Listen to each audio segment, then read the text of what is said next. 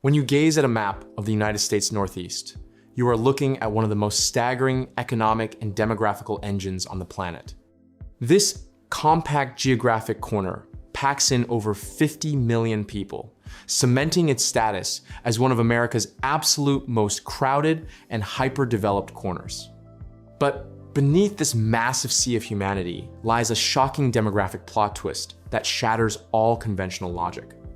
Almost 90% of these millions are tightly crammed into just the southern half of this single region. This extreme concentration leaves the vast, sweeping northern reaches of the territory surprisingly and almost eerie empty. So how exactly does the most populous, powerful region in the entire United States end up with such a barren and sparsely populated northern frontier? To unlock the mystery of why humanity simply refused to settle these northern lands, we have to start by tearing open the brutal, unforgiving realities of the physical geography.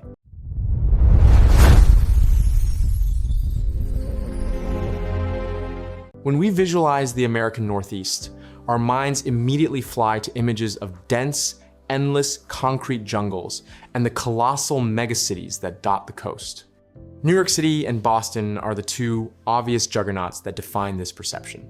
Yet, if you venture even just a little farther northeast, a dramatically different, almost alien landscape emerges right on the doorstep of the world's wealthiest cities.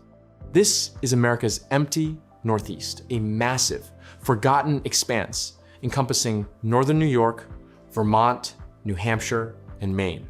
Despite being nestled inside one of the most hyper-densely populated economic zones on Earth, this area stands completely apart, trapped in a geographic time capsule.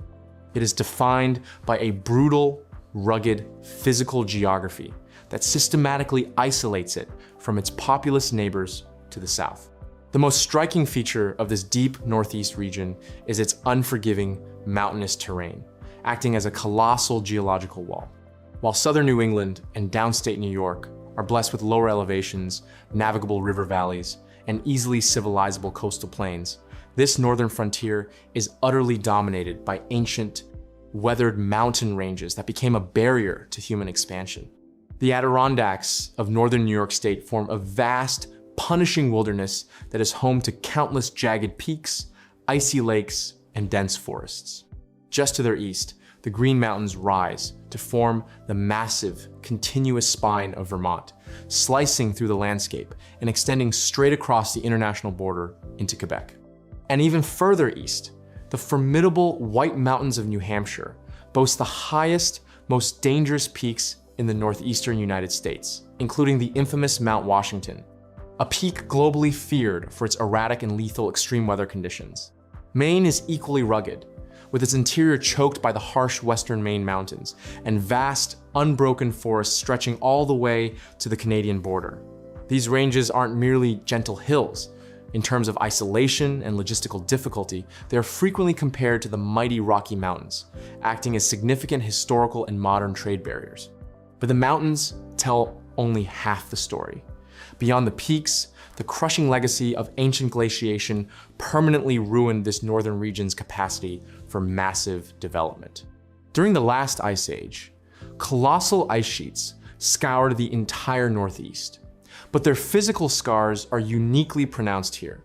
As the glaciers slowly retreated, they violently carved out thousands of lakes and ponds, deepened river valleys into treacherous trenches, and left behind a chaotic, unworkable mix of rocky soils and glacial till. This legacy of ice means that much of the land is covered in thin, hyperacidic soil that is fundamentally hostile to large-scale agriculture. It lacks the deeper, richer, and highly farmable soils found in places like the Connecticut River Valley or the fertile plains of central New York. The sheer abundance of water bodies, from the vastness of Lake Champlain to countless smaller, pristine lakes nestled deep in the valleys, is a beautiful but logistically challenging byproduct of this intense glacial history. Another key differentiator that kept humanity at bay is the sheer density of the forest cover. While parts of southern New England still feature scattered woodlands, the deep north is completely overwhelmed by nature to this day. This isn't just a collection of trees. It is a nearly endless, continuous blanket of boreal and temperate forests. This is especially evident in northern Maine and the Adirondacks, which collectively form one of the single largest unbroken tracts of wilderness in the entire eastern United States. Even today, after centuries of aggressive colonial logging, this massive green wall remains a dominant feature, locking the local economy into primary industries like timber and paper, while providing a critical, untamed habitat for wildlife. Finally, the relentless climate of the region permanently cements the divide between north and south. While the entire Northeast experiences 4 distinct seasons, the northern frontier endures drastically longer, bitterly cold winters with substantially higher road-blocking snowfall rates. Its higher latitudes, combined with the high elevation mountainous topography, create a noticeably harsher, unforgiving climate. This isn't to say that the South is a tropical paradise, but the massive gap in average temperatures and the drastically shorter agricultural growing season created a natural filter. It is an undeniable geographic reality. While the Northeast is broadly drawn as a single region on political maps, you cross a stark, invisible boundary the exact moment you leave the lower valleys of New York and New England and ascend into the deep, empty north.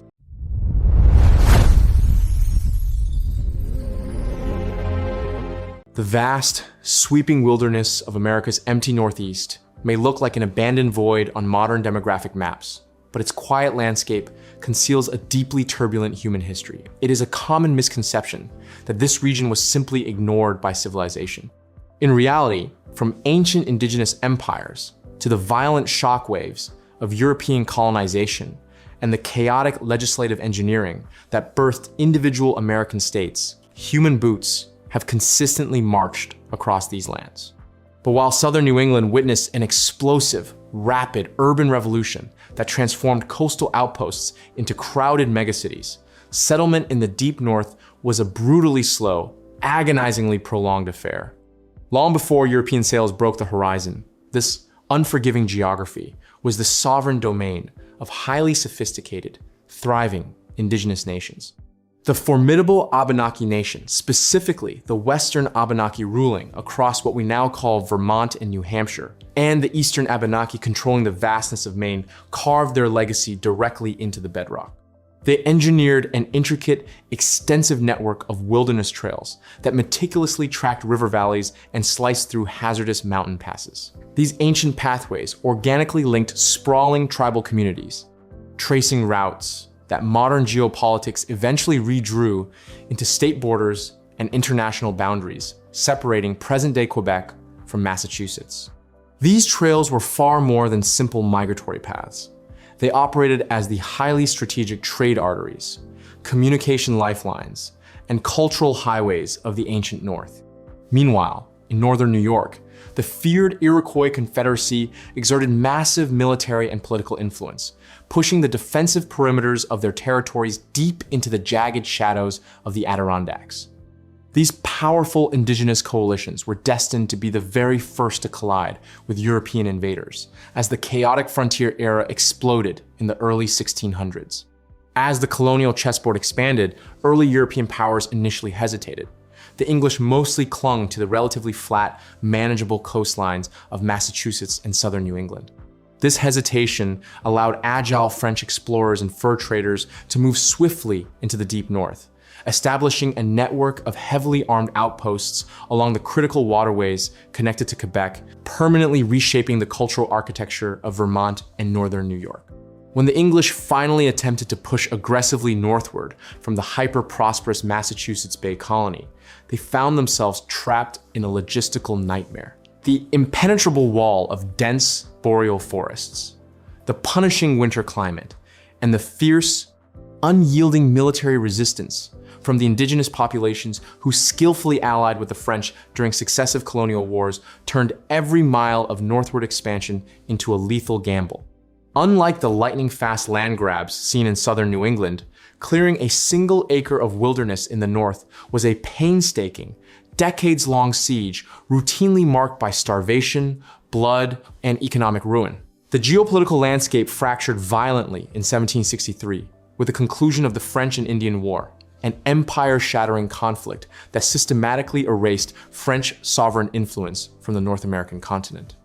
This sudden vacuum blew open the floodgates for aggressive British settlement, triggering rampant, toxic land speculation.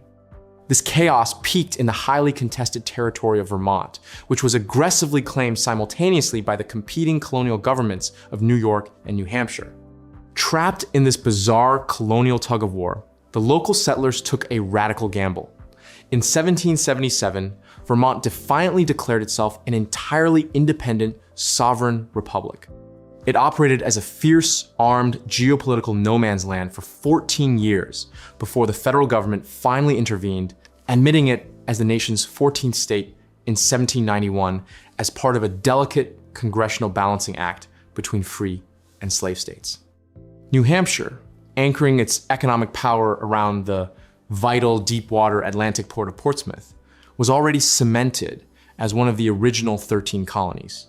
Its settlers relentlessly pushed inland from the coast, aggressively fighting their way through the hazardous terrain of the White Mountains until they successfully established their permanent western border along the banks of the Connecticut River. Its dramatic leap into statehood was forged in the fire of the American Revolution as a founding pillar of the Republic. Meanwhile, across the eastern wilderness, Maine's long march to statehood was historically chained to Massachusetts. For centuries, this massive territory was politically erased, classified simply as the isolated District of Maine, under the direct legislative thumb of Boston. Its entire regional economy was completely enslaved to the brutal extraction of timber and high-stakes shipbuilding.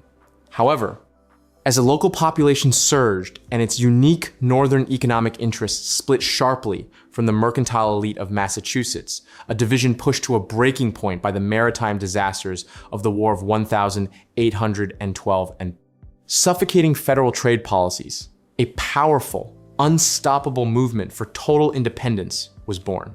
The legendary Missouri Compromise of 1820 provided the ultimate legislative window to maintain the brutal balance of power in Washington. Maine was officially liberated and admitted into the Union as a free state, counterbalancing the entry of Missouri as a slave state and proudly raising the flag as the 23rd state.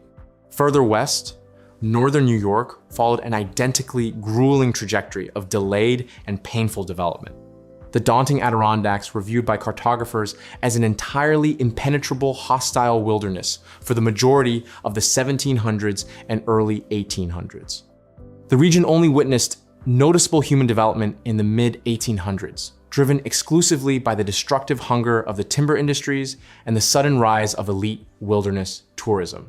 Its political integration into the state of New York was an absolute geographic certainty, but its harsh physical topography ensured that its developmental destiny would look nothing like the hyper-fertile agriculture of the Mohawk Valley or the booming industrial corridors of the Hudson River. The historical timeline is undeniable. The northern frontier of New York and New England has been an official, integrated bedrock of the United States for a very long time.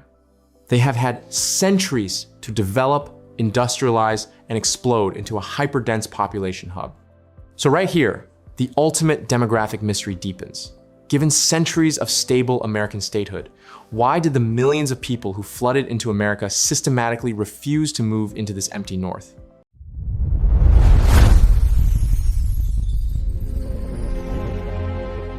The staggering emptiness of America's northern frontier is one of the most fascinating geographic paradoxes on the planet. This isolated wilderness sits directly inside the most densely populated, economically hyper-developed corridor of the United States. Yet, its total population stands at a mere 4.9 million people, a figure roughly equivalent to the Boston metropolitan area alone. To fully grasp the absurdity of this demographic gap, consider this. If you take the entirety of southern New England and downstate New York, a territory roughly identical in geographic landmass, to this empty north, you discover a population nearly 10 times greater, exploding at over 46 million people. This striking demographic anomaly is not an accident of history. It is the definitive, cumulative result of a brutal interplay between an unyielding physical landscape, a violently contested settlement history, and the relentless economic currents that permanently engineered American development. At the very core of this region's enduring isolation is its formidable physical geography. This is a landscape ruthlessly dominated by ancient, weathered mountain ranges, the Adirondacks, the Green Mountains, and the White Mountains. These alpine systems are not merely scenic tourism backdrops. They acted as significant, impenetrable, natural barriers to human movement, mirroring the structural isolation of the legendary Rocky Mountains. Their steep, unworkable slopes, jagged rocky terrain, and high elevations historically made large-scale agriculture an impossibility. This stood in sharp, painful contrast to the hyper-fertile, easily navigable river valleys and flat coastal plains found further south in states like Massachusetts, Connecticut, and southern New York. Even if an early pioneer spent a backbreaking lifetime clearing the dense wilderness, they were punished with soil that was structurally ruined for farming and barren of valuable mineral deposits. This was the permanent legacy of ancient glaciation, which violently stripped the topsoil away, leaving behind thin, highly acidic dirt mixed with a chaotic labyrinth of freezing lakes and swampy wetlands. The sheer density of the forest cover acted as another massive green wall. While these endless forests form a vital pillar of the regional economy and natural charm today, for centuries they were viewed as a hostile impediment to human expansion. Unlike the wide-open, easily farmable prairie lands of the American West, establishing a basic town or farmstead here required felling thousands of acres of old-growth timber, a slow, costly, and physically shattering endeavor. This doesn't mean southern New York and southern New England lacked vast forests. Rather, their direct proximity to the Atlantic coast and more valuable soil profiles provided the immense financial impetus needed to clear and develop them. In the harsh, isolated North, that economic incentive simply never existed. Compounding the difficult terrain was the acrimonious climate. With longer, bitterly cold winters and drastically heavier snowfall rates than the rest of the Northeast corridor, the agricultural growing season was severely choked, while the baseline costs of heating and maintaining basic transport infrastructure skyrocketed. While humans can adapt to almost anything, these compounding environmental penalties presented a severe historical disincentive for large-scale migration, especially when far more temperate, fertile, and agriculturally viable options were opening up across the continent. Yet, geography was only the stage. Geopolitics delivered the final blow. Throughout the 1600s and 1700s, this entire northern frontier was a hyper-violent war zone. Continuous, bloody conflicts with indigenous nations fiercely defending their ancestral lands, coupled with the brutal colonial rivalry between the French and British empires, turned the interior into a deadly no-man's land for over a century. Even after the French and Indian War concluded and the interior theoretically became safer, a new geopolitical storm erupted: the American Revolution. This conflict utterly stymied regional growth, as the British military transformed neighboring Canada into their primary base of operations, routinely turning these northern valleys back into a bloody imperial battlefield. By the time the geopolitical dust finally settled and the region was officially integrated into the United States, cemented by the admission of Vermont as a state in 1791, the window for a northern population boom had slammed shut. The newly formed American government lost all interest in pushing its population north toward a highly tense, confrontational border with British Canada. Instead, Washington aligned its entire strategic focus westward, aggressively driving settlers over the rugged Appalachian Mountains and into the vast potential of the Great Lakes Basin. This westward obsession exploded exponentially in 1803, when the United States secured the monumental Louisiana Purchase from France. Suddenly, a desperate, high-stakes demographic rush was initiated to flood the West with American citizens, a strategy deployed to legitimize ownership of a wild territory that Spain, Great Britain, and sovereign indigenous populations refused to recognize. The federal government put its entire weight behind Western expansion, leaving the empty Northeast completely left behind in the dark. Because of this historic shift, the northern frontier completely missed the Industrial Revolution that transformed southern New England. While Boston and New York City experienced massive waves of European immigrants drawn to high-paying factory jobs, the empty Northeast completely lacked an industrial pole to attract or retain a large, diverse population. Its localized economy remained locked in primitive, extractive industries, relying almost exclusively on timber harvesting, granite quarrying, and coastal fishing. While these industries are economically valuable, they are structurally incapable of sustaining high population densities. Even in the modern era, the region severely struggles to diversify beyond these traditional low-growth sectors. While tourism and outdoor recreation have surged, they generate highly volatile seasonal populations and vacation second homes, rather than anchoring permanent, year-round communities. The near-total absence of major urban centers, with the exception of smaller hubs like Portland, Burlington, and Manchester, means there are far too few large-scale corporate employers, elite research institutions, or diverse career paths capable of attracting and retaining ambitious young professionals and families. The modern demographic crisis has broken so severely that states like Maine and Vermont have resorted to aggressive state policies, literally offering to pay remote workers and out-of-state families cold hard cash just to pack up and move there. Today, the entire empty Northeast maintains a population floating just a hair under 5 million people, representing a minuscule 1% of the entire United States population. It remains mostly empty because during the critical era, when the American demographic engine was exploding far and wide, the physical landscape filtered humanity away. The true wealth and future lay to the west, establishing a migration pattern that remains entirely unbroken today, as this beautiful but frozen northern frontier continually ranks among the absolute lowest in terms of population growth. I hope you enjoyed learning all about the profound geographic secrets of America's empty Northeast. If you want to keep uncovering the hidden anomalies that shape our world, make sure to subscribe to GeoAtlas right now and click right here to check out our video detailing the shocking realities of America's empty Appalachia region. Thanks for watching, and we will see you in the next exploration.